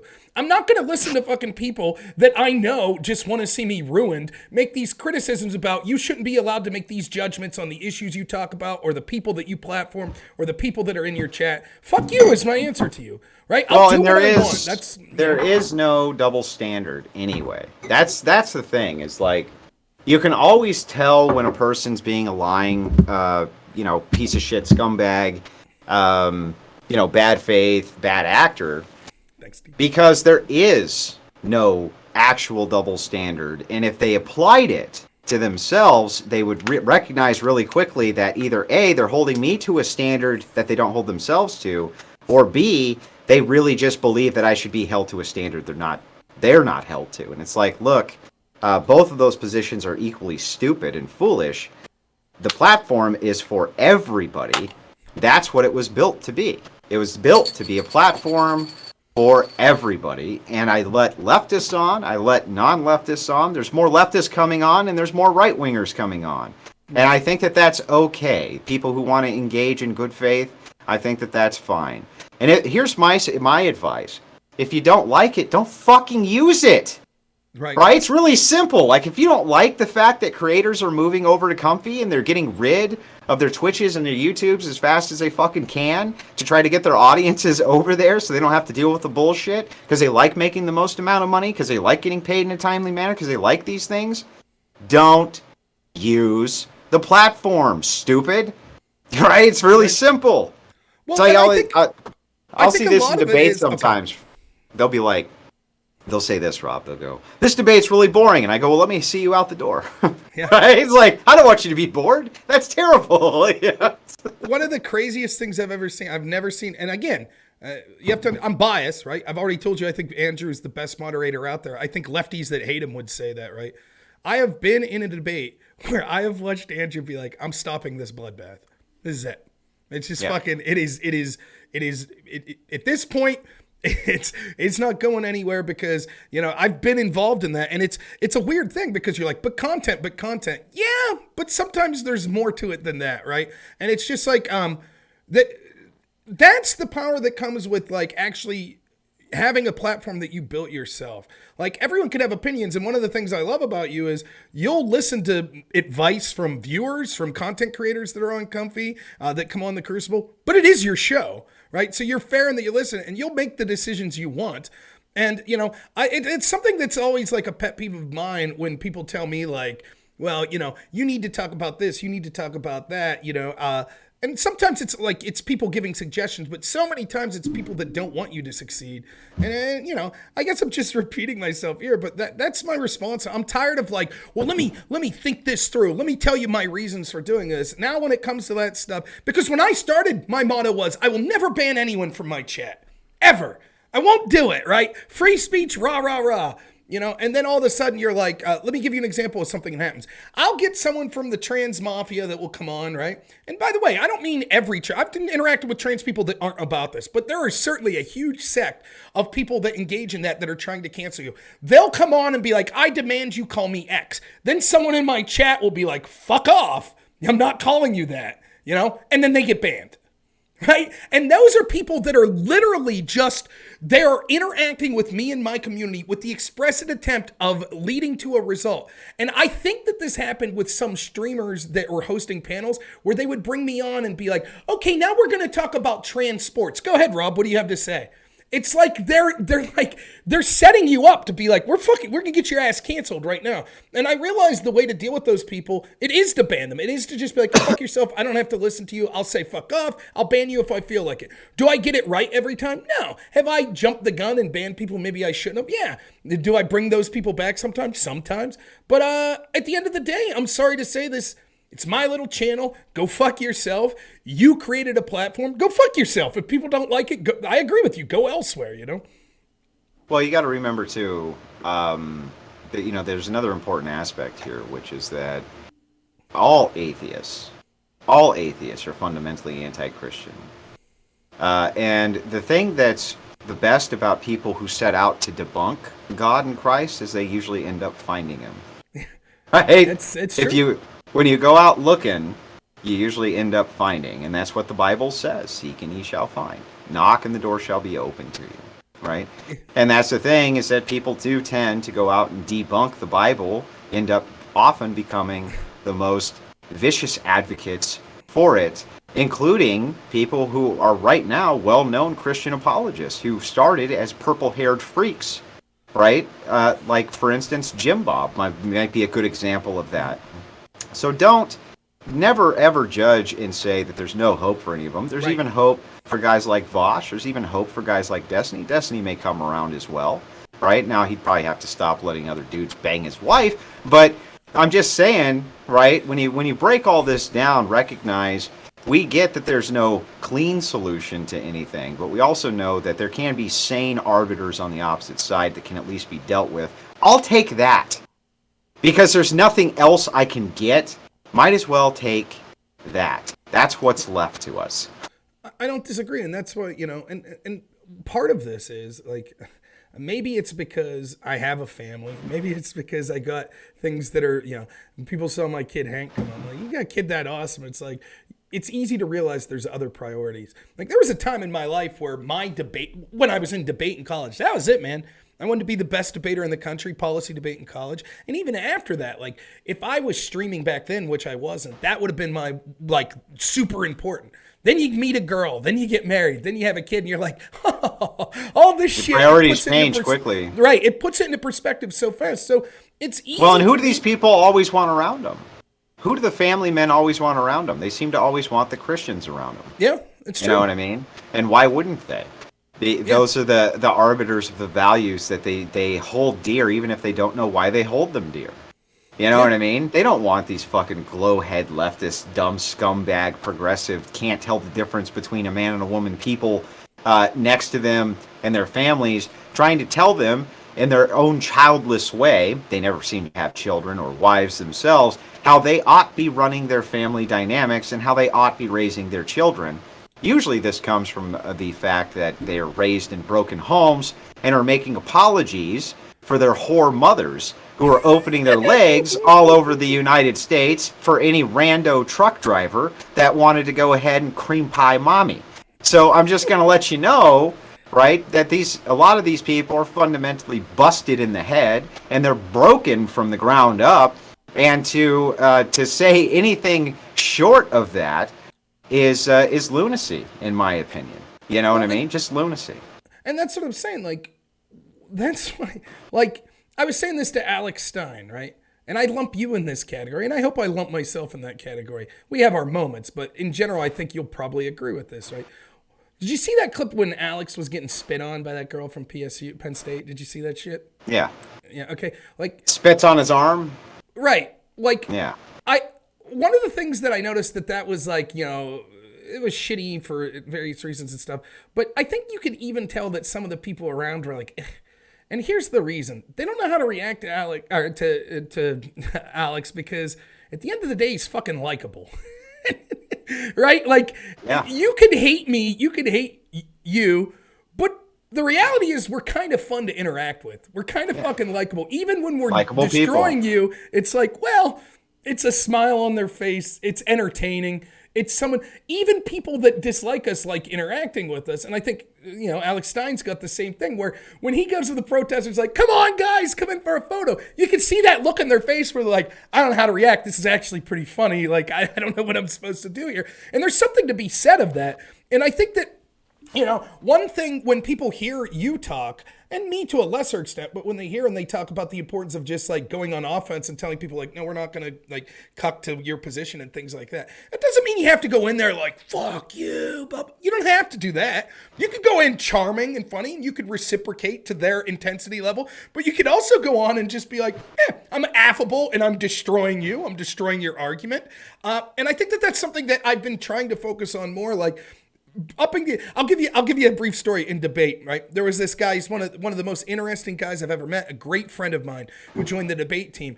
Just an intent and I mean this is a great compliment, one of the strangest dudes you'd ever meet. Just his brain worked so differently. Fascinated by this guy. And one of the most genuine, authentic, blue-collar guys you'd ever meet. He gets into debate and he's too nice. He's good, but he's too nice. Yeah, you have a point. I guess my opponents are making good arguments. He's losing rounds.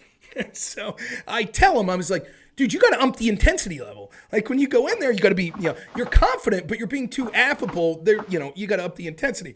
So the round ends and I'm doing research in the hallway and his partner comes out shaking his head. He's like, well, he upped the intensity. And I was like, what happened? He's like, he just drew a giant dick on a piece of paper, held it up and started screaming, fuck you to the and it's like, so there's something. I mean, there's a lot to be said there when it comes to what you're talking about. Especially when it comes to debate tactics. So there are a lot of the people who are advocates for the match your energy. I do something a little bit different when I'm gauging an opponent that I've never dealt with before, something like this. I'll usually take a small shot, just something tiny. Yeah. You know what I mean? And usually pretty soft. Like I'll make fun of something about them, make fun of something that they said, something like this. And I want to see if they're going to take a shot back. If they take a shot back, I know usually we're going to have pretty good chemistry, right? We're going to have a pretty good back and forth. We're going to have pretty good stylistics. We're going to have something good. If they don't take a shot back, right, then I'm like, okay, this fucking thing's going to go off the rails, right? This thing's going to go off the rails really, really quickly. But the thing is like, I don't know about you guys out in the audience, but I can take an educated guess about both Rob and his audience, which it works like this. When I'm around my friends, if we're not talking shit, something's wrong. Okay, if we're not horribly insulting to each other every minute of every hour of the day, there's something terrifically wrong going on in this situation. I mean, you should be laughing at everything they do, and they should be laughing at you. I mean, I don't know how many times I've had a barbecue where I've argued for, 2 hours with a friend over why my medium rare steaks are better than his medium rare steaks while we're eating the same steaks and just enjoying the hell out of ourselves. Men are assholes by nature, right? At least to some degree. We have to constantly test each other, poke at each other, make fun of each other. And this is part of male camaraderie. And it's like, debate's really no different than that. If you really want to have good chemistry, just like you would with a friend, you would always start out just kind of pushing the boundaries a little bit and seeing what type of person they are. They're the type of person going to be like, what kind of asshole shows up to a debate in a flannel and a trucker cap, you dumb retard? By the way, Carhartt sucks and you're a corporate shill. And then I'm like, I like this guy. We can have a great interaction here. You know what I mean? No, but if If they go into the, well, let's do the peer-reviewed studies, and it's like, okay, well, now it's just attack mode, right? Now we're just going to go into brutal territory where I'm going to break down everything that I can. You'll see serious BPF. But my preference is that you keep it a little bit more in the mix of data, conversationalism, this type of thing, so that both sides can have an engaging conversation, debate. Plus, you can get that same information that you want out there. And how two people interact with each other is just as important to the quality of a debate as the substance of the debate itself. Right, and I think that I totally agree with that. And then, like, there's another thing that happens sometimes, and it's when the jive, the chiding and stuff back and forth, like, someone will give it to you and you give it back and they can't accept it, right? Or they take it to some level that it's no longer like good-natured ribbing, and it's like, now you could tell they're offended. And I've been in those sorts of debates, and actually, even though they oftentimes devolve into a big shit show, it's some of my favorite debates. Like, I was on this panel, it was the rare time I was on a panel on the side with Destiny, and it was talking about the Rittenhouse verdict, and there was this girl named Progressive Brat that was on there, and it was just like every fucking stereotype of an airheaded, like, woman streamer that has no fucking opinion, is just like some stupid... I mean, her name was Progressive Brat, that was the only thing she got right. And she just fucking right out of the gate, oh, you're a man, you're going to explain this to me. Who are you to fucking ask my opinions? And I forget who it was. There's some like reasonable right-winger that's like, well, that's kind of what we're here to do, is to explain our opinions on this. I thought it was a reasonable thing to ask. Oh, you're asking me because I'm the woman, blah, blah, blah. And like that debate was going, and I knew exactly what I was going to say. It's going. And everyone's trying to parse what she said in this. And he was the moderator. He's white knighting for her the whole time, And I was like, may I interject? I think I could summarize what she's saying. She's saying, I'm a progressive because I don't believe in facts and I just have my feelings, and fuck you, you're a man. I just wanted to lower the temperature a little. And she just went apoplectic. Now, I wouldn't do that if you bring me on the Crucible and you're like, hey, you're going to debate this lady. I'm not going to like come out like fine. But that was the intensity that she had, and it was clear. There is no like logical argument I could make that will hit fucking home anywhere here. So if I gotta be here for 2 hours, I'm gonna have my fun. I'm gonna match your intensity, except I'll do it better than you. And I think it's funny, all the crying you get, where people, they want, you fucking inbred fucking redneck, blah, blah, blah, blah, blah, blah, blah, blah, blah. And it's like, hey, what'd you do with that guy that was trying to, take pictures of BX Bullet's child? What'd you do with them? Oh, that's over the line. That's too much. What'd you do to that? You accused another streamer, another person, you accused them of really heinous shit of like sexual aggression. Oh, that's over the line. And it's like, I don't think so. I just really did it better what you did. That's all. I think you're driving home a great point. Some of my favorite interactions have been with both Vosh and Destiny. And one of the things that makes them some of my favorite interactions is doing that kind of like the underhanded shots at each other, right? Kind of being assholes back and forth, but both sides can take the ribbing, and most importantly, both sides are likable. You know what I mean? Vosh comes off as likable. Destiny comes off as likable because they are likable, right? They're likable enough people. They're affable enough when you're having a conversation with them. Like, there's some genuinely funny shit that they say, I find myself laughing about, and vice versa. But then you take Hunter Avallone, right? Hunter Avallone. This guy is supremely unlikable. You know what I mean? Like, you can't take a shot without him going, okay, well, that's nice. So, and it's like, dude, come on. Like, lighten the fuck up. Relax a little bit. Let's try to have a nice, good engagement that's entertaining for everybody, this and that. And it's like, no, I have to double down on and you're offending an entire group of people, and you know what I mean? This type of thing. And you're just like, you sound like a shrill bitch. Like, stop sounding like such a shrill little bitch. Try to have some kind of engagement like two men would have if they were actually trying to hash these things out. You know what I mean? Yep. Yeah, it's really amazing. I don't want to change the subject too much. One thing I wanted to ask you a question. You were scheduled till 9:30. Rachel's coming on afterwards. If you want to go straight through 10, I'm fine with that.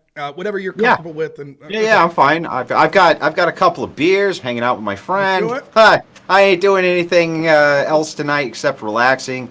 Debate on the Crucible for the night's already done. Massive trash talk extravaganza coming up very soon in the next 2 days. People are going to like that. It's a very good segment. People seem to enjoy it very much. Streamers from all across the political spectrum tune into the trash talk extravaganza, and they get pissed off, but they can't help but watch it. They can't help it. Who can blame them?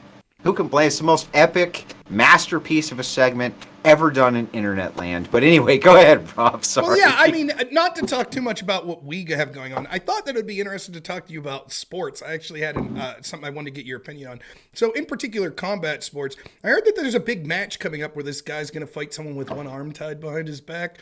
I didn't know if you had any insights into the big fight that's coming up that you'd like to inform our audience with. Well, let me tell you a little bit about boxing, as I have a bit of experience with it. Just a bit. Boxing is very, very tough. It's a very tough sport, and it's always been a very tough sport. Boxing is a mixture of strategy, physical strength, brutality, courage. You can mix almost every single aspect of masculinity and strategic thinking into a ball, and you come up with boxing, right? Boxing is brutal.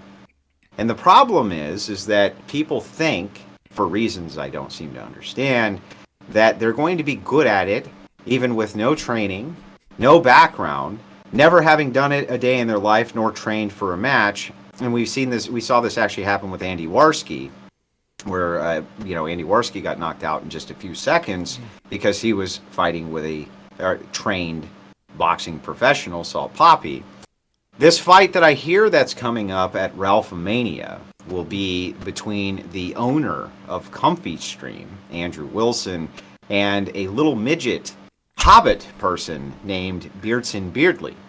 And that Andrew, who has a significant amount of boxing experience, is willing to literally tie one of his hands to his side, let the hobbit take 2 swings before the match starts, and then, right, so I'm not going to stand there, of course, and let him hit me, but right. He can take the first 2 swings, and then, I think what's going to, here's my prediction for the fight. Ready? My prediction for the upcoming Ralphomania Beardson Beardley versus Andrew Wilson fight, it'll go like this. Beardson will take the 2 swings, he'll miss both when I get into my pattern, right? He'll miss both, and then he'll run out of the ring.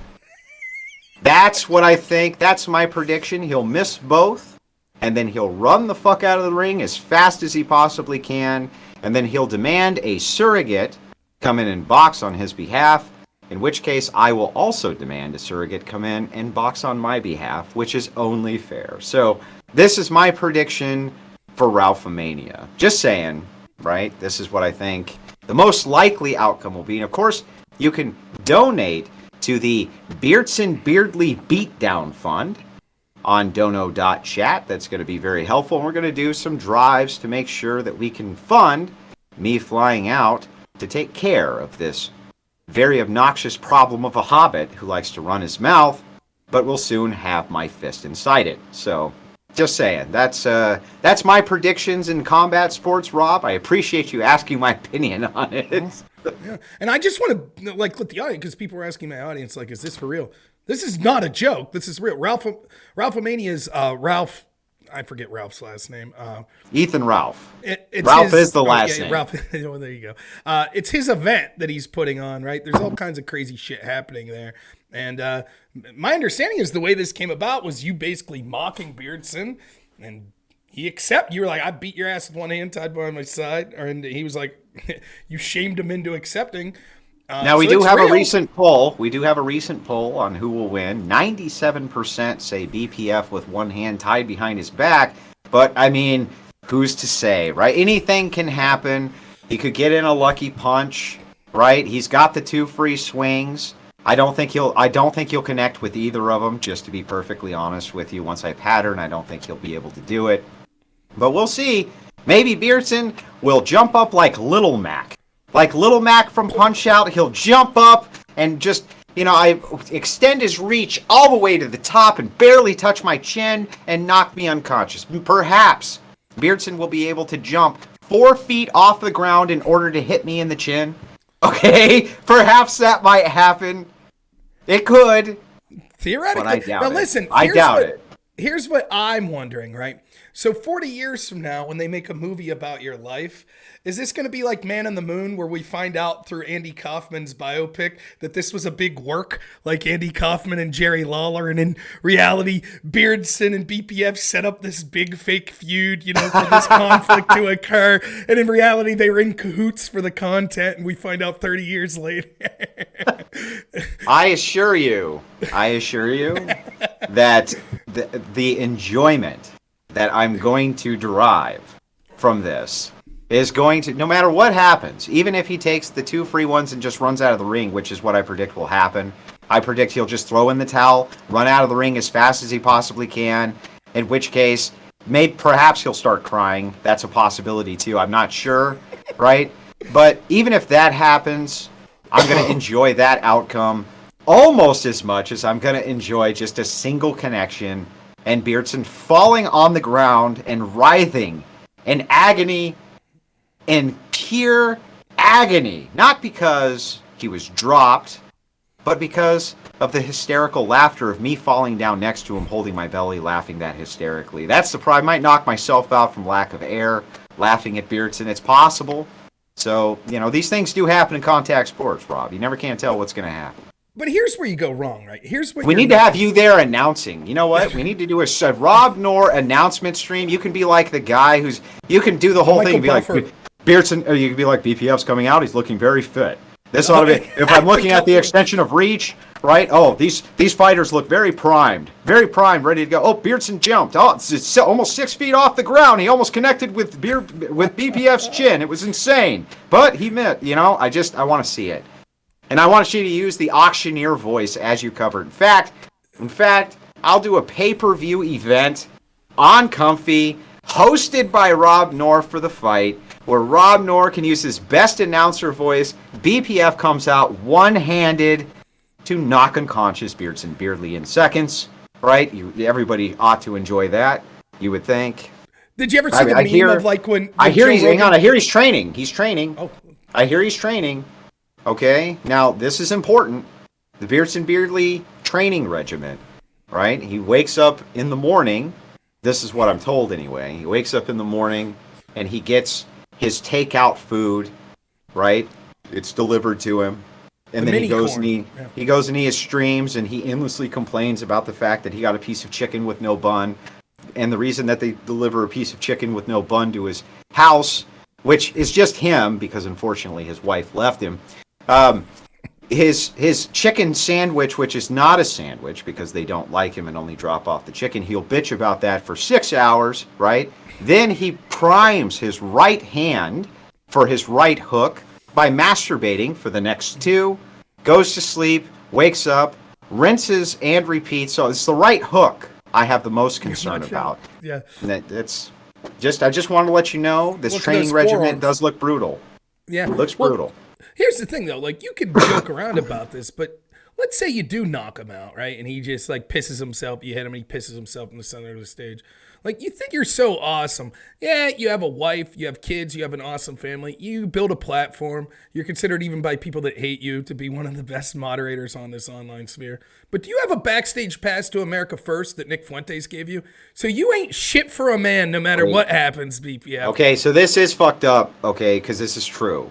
This is fucked up, and it is true. Beardson Beardley does have free backstage passes at AF. I, unfortunately, made the blacklist. Myself and my wife and only 2 other people, we made the blacklist of ban on site, not even allowed to go in the building. Me and my humble wife, a housewife, a humble housewife who eviscerates feminists.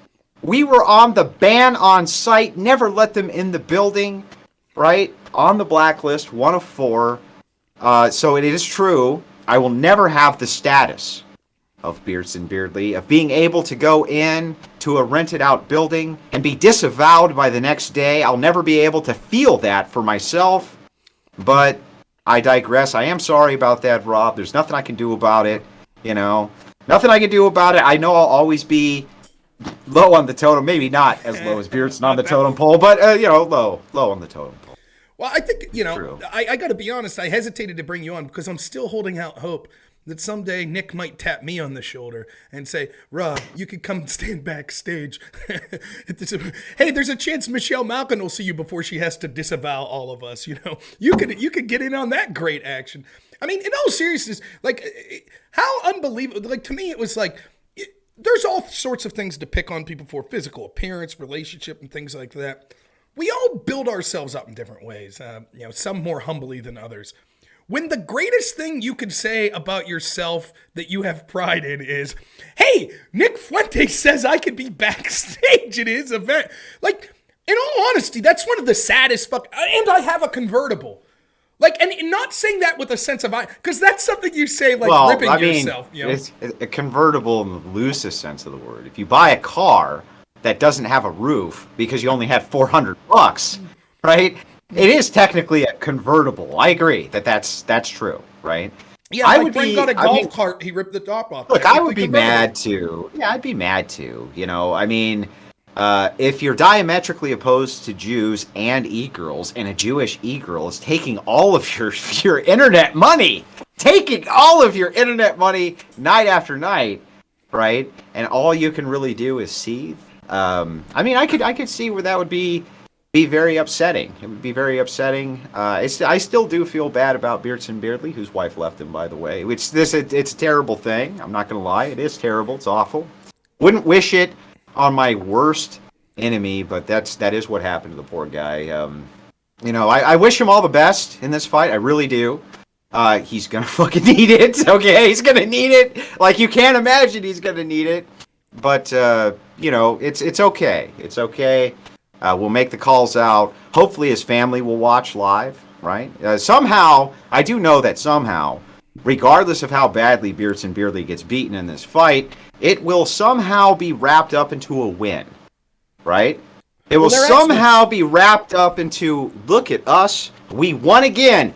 Complete and total. Beardson will be bleeding on the ground, right? It's like, total victory. Total Groyper victory. He's like fucking twitching, Total Groyper victory. That's what'll happen, man. Just saying. When you talked about Ralph with that, it reminded me of a joke I read once. Like, there's this Jewish guy and his wife, and he's having trouble satisfying his wife in bed, so they go to a therapist. Boy, that sounds terrible. Yeah, right. Oy vey. Terrible. So they go to this therapist, and the therapist is like, here's what you do. Go to the beach and find a strapping young lad, and then get him to watch you make love to make love to each other, and he's going to wave a white towel over you while you're making love. And that will bless you, and you'll be able to satisfy your wife. So they go find this strapping young lad, and he proceeds to have sex with his wife, and the young man waves the towel, and nothing happens. And so they're really worried, and they go back to the therapist, I guess it's a rabbi, I'm supposed to say. They go back to the rabbi, and the rabbi's like, okay, here's what you do. Go back to that beach, find the strange strapping young lad, and this time he has sex with your wife, and you wave the towel, right? So they find the strapping young lad, goes back, has incredible sex with this woman's wife. It's the best sex she's ever had. It lasts for like 3 hours while the husband's waving the towel the whole time over it. So it finishes up, and the strapping young lad's exhausted, and the Jewish gentleman has a big smirk on his face, and he goes up to the young guy and goes, now that's how you wave a towel, son. Like, that's Ralph getting his ass kicked. Like, I won. I did it, man. That's when you were talking about that, that's what I was thinking of, is like that joke was like, you got it. But honestly, I am going to reach out and see if Beardson wants to come on and talk shit on you about this fight. I would love to hear. I think that's fair, considering that it's that you now have the exclusive BPF pay-per-view rights. Yep. Exclusive, and 100% of that money will go towards Rob Knorr's child's, not college fund, because you'd be stupid to send him to college, but it'll go towards his has to have really nice shit and toys because he's Hank fund. How about that? Mm-hmm. They have to have really nice shit and toys because they're awesome Hank fund. That's where all the pay-per-view money for the Beardson Beardley beatdown event will go. That sounds just peachy to me, Rob. Sounds great. Sounds wonderful. And I'll even say this. I'm not, as far as the trash talking, I'm not going to. I mean, he has to do it. Is he going to take toys out of a kid, away from a child? That'd be terrible. Is he literally going to take the fucking candy out of Hank's mouth Is that what he has to come on and talk some shit? Yeah. He has to. And listen, Has if to. you're a fan of Beardson, or if you're Beardson and yourself listening, I swear to you, I honestly swear this, I will leave you trash talk to your heart's content, and I'll laugh if it's funny. I will. Like if you say some funny shit about BPF, I'd laugh. It'd be nice to get some trash talking to go with the inevitable fight. And look, I hate to give the game away. I heard someone say this, and you kind of shush them, like. So we'll just tell this little secret share between us that are watching. Even if Beardson wins, he loses. Who the fuck agrees to take a fight with a one-armed man? It's like, Well, that's the thing, is that you don't actually want the one-legged man to win in the ass-kicking contest, right? That's not what you want. But the thing is, it's like it's high stakes for me. I have a lot riding on this. All of my self-esteem and everything else is going to be wrapped up in knocking out Beardson Beardly round 1. And if I don't, the shame. Shame that people are asking when it is, Ralph Mania. Well, we don't have a date yet for Ralph Mania, unfortunately. I have been requesting the date. I am happy, though, right? Because Beardson says when Ralph Mania happens, he's going to go there. He's promised. He's not going to back out. He's training. In fact, I have Twitter DMs from multiple of his sycophants saying, you better be training because Beardson's taking this seriously. I gotta tell you, it is true that I'm eating lots of Hot Pockets, ice cream, drinking beer, and smoking cigarettes. I'm not really training very hard, I'm not going to lie. I'm not taking the fight very seriously. I'm not going to lie about that either. Right? We'll give Beardson Beardly every advantage we can possibly give to him. Right? We want to make sure that when he goes up against a one-armed man, that it's fair and square. You know what I mean? Yeah. And yes, I already said with Big Tech, I will absolutely take on Big Tech. It just has to be the day after, which is fair. You can do 2 fights in a row. That's ridiculous. Right. But of course, I'll take him on the day after. He wants something a little more bare knuckles and illegal, though, because he's a psychopath. You know what I mean? But whatever. I don't know. Wicked Wally, hang on. Wicked Wally in your chat says it's January 14th. Do we know for sure, Wicked Wally, that January 14th is the day? Well, I was gonna say, you should reach out to Beardson and get this assurance, right? Because the way things goes in that crew, who the fuck knows by the time this comes around that Ralph and America First and the Groypers don't hate each other. So you should get some sort of assurance that one way or another, come hell or high water, even if they have a falling out with Ralph, that it's going to happen in some shape or form, because I could see that as being a potential loophole that's like, well, Ralph's not really associated with what we do anymore, so we won't be partaking in that. Well, honestly, if it's January 14th, Wicked Wally, and that's what they keep promoting, then we will raise the funds, and I will be out there January 14th, okay? And I will walk out with my plaid shirt on, and first round with one hand tied to my side, knock out Beardson Beardly. It'll be very quick, it'll be very painful for him, and I will enjoy it very much. Just saying, right? But I think it's going to be him doing these 2 wild hobbit flails and then running out of the ring as fast as he possibly can to demand a surrogate. That's what I think. Just saying. I'm looking forward to the spectacle, the grandeur, the spectacle, Ralphomania. Well, I'll tell you, after I knock Beardson Beardly out round 1, I will pull the cigar out of Ethan Ralph's mouth and smoke it, because it will then be my cigar. And what's he going to do about it? What's he going to do? It's my cigar, Ethan. Right? Those are the rules. Okay. Come to brush his teeth. Yeah, oh yeah. Well, wait. Yeah, that's true. I don't want those diseases. Maybe I'll bring one of those plastic slip-ons, right? So you just slip it on the back of the cigar, and then I'll smoke it, right? That's funny. That'd be great. No, it's funny. Now my wife's in my chat shit, we got it. Now he's fighting for Hank's honor. We gotta. Well, not just for Hank's honor. But the fact that every child Hank's age should have the perfect amount of Legos for their father to step on and swear about. This is completely and totally necessary, and I feel like if anybody can be the fight announcer and be the head of the pay-per-view and reap the casholes from that, to buy Hank endless amounts of Legos to torture themselves with, it might as well be Rob. Be Rob. I'd be remiss, like, I don't know what, Rachel's coming on next. You could stay on with us if you want or whatever. But I'd be remiss. The whole point of this stream was, despite disagreements I might have on some issues with Republicans, thinking that we need to push the Democrats out in this election. Do you have any predictions that you see happening Tuesday? Do you think that Republicans win the House and Senate, or? It won't be a sweep. I predict that Republicans will pick up 6 seats, and that Democrats will maintain 4. There will be a power imbalance swing to the Republican side, but it'll be minor.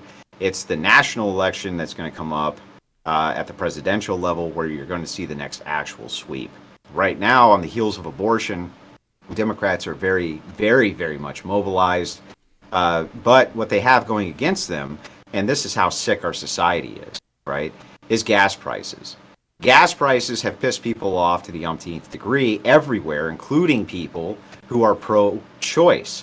And when they have to take their bodily autonomy and put it up against their wallet, most of them seemingly will choose their wallet. This is how fucking sick progressives are. So this is my prediction. I can actually give you a list for which of the seats that I think are going to go Republican and Democrat, but I predict 6 and 4. And I think that Republicans will hold a slim majority. Biden's particularly worried, but he's docile and retarded. So, you can't really take anything Biden says. The Democrat strategists at the top, they are very much confident in at least 4 of those seats, and so am I. So that's kind of my prediction. Do you think if that happens, or if Republicans pick up more, do you see them sort of trying to throw Biden under the bus in these next 2 years and dissuading him from running? Because they're going to need. Well, no, they don't have anybody else to put up. So the Trump phenomenon is not done yet, and Donald Trump's best play at this point to keep his ass out of jail is to run for president again and say it's a political persecution, which, by the way, it always has been.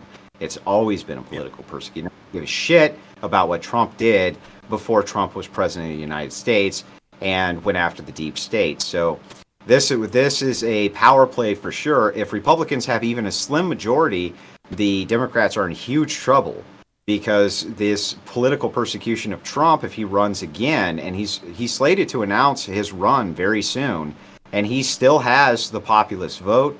And I think that he has if he went up against Biden again tomorrow, Trump wins in a landslide. There's no doubt. Yeah. There's not enough EF to compensate for the type of landslide that would go towards Trump. So if you see even a slight Republican majority, the Democrats are in huge trouble, and the chances that they're able to prosecute Trump are going to significantly decrease post-presidential announcement. And then once he is president, you've got a big problem, because he's really fucking mad. He's really angry, and he's going to put people in those positions this time around, I think, where he can really clean house. So this is not wishful thinking. This is how politics right now is working.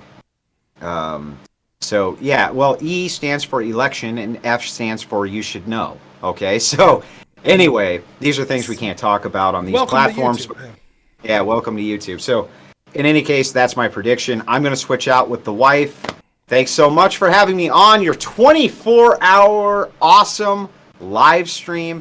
I'm sure I'm going to be slipping some of this into the epic, massive trash talk extravaganza, which I tend to do once a week, and every creator on planet Earth tunes in so that they can get ideas for their own gay shows, but only mine is the one.